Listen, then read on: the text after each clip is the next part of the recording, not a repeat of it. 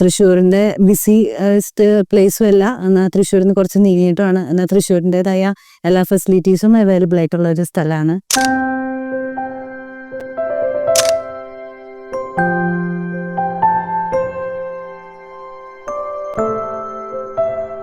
എൻ്റെ പേര് ധനിൽ മോഹൻ.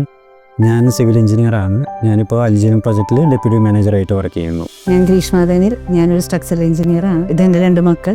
മൂത്താള് ദക്ഷ, രണ്ടാമത്തെ ആള് ദർശിക. ഞങ്ങളിവിടെ 6 മാസമായിട്ട് താമസിക്കുകയാണ്.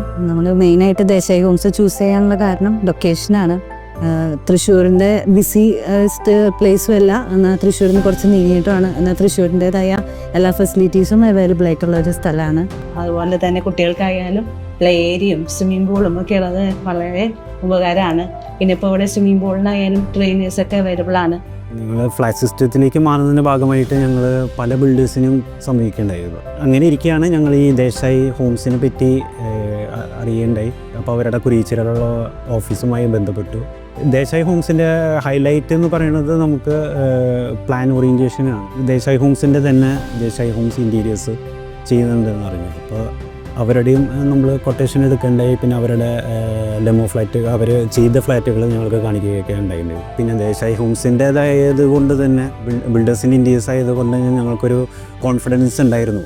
ഇപ്പോൾ നമ്മളിവിടെ 6 മന്ത്സായി താമസിച്ചു തുടങ്ങിയിട്ട്. അപ്പോൾ നമ്മൾക്ക് എന്തെങ്കിലും ഒരു ആവശ്യം, ഇപ്പോൾ ഇലക്ട്രിക്കൽ അപ്ലയൻസസ് ഒക്കെ ആകുമ്പോൾ പല ഇഷ്യൂസ് ഉണ്ടാവുമല്ലോ. അപ്പോൾ എന്തൊരു ഇഷ്യൂ വന്നാലും നമുക്ക് ഇവിടെ കെയർ ടേക്കറിനോടൊന്നും നമുക്ക് പറഞ്ഞാൽ മതി. അപ്പോഴേക്കും ഓഫീസിൽ നിന്ന് ആളെ വിട്ട് അവർ പെട്ടെന്ന് തന്നെ ഇലക്ട്രീഷ്യനൊക്കെ എത്തുകയോ എല്ലാതും പെട്ടെന്ന് തന്നെ ചെയ്തു വരാറുണ്ട്. മെയിനായിട്ട് പറയുന്നത് നമ്മുടെ ഈസി ആക്സസിബിൾ ആയിട്ടുള്ള സ്ഥലങ്ങൾ തൃശ്ശൂർ റൗണ്ട്, പിന്നെ ഹൈലൈറ്റ് മാള്, ഹോസ്പിറ്റൽസും ഇവിടെ അടുത്ത് തന്നെയാണ്. അപ്പോൾ ഇനി നമുക്ക് പെട്ടെന്ന് വല്ല എമർജൻസിയൊക്കെ ഉണ്ടെങ്കിൽ തന്നെ നമുക്ക് എത്താവുന്നതുള്ളൂ. ദേശായി ഹോംസിൻ്റെ ഹൈലൈറ്റ് എന്ന് പറയുന്നത് അവരുടെ ലൊക്കേഷൻ തന്നെയാണ്. ഒരു പ്രൈം ലൊക്കേഷൻ തന്നെയാണ് ഈ ഫ്ലാറ്റ് സ്ഥിതി ചെയ്തത്.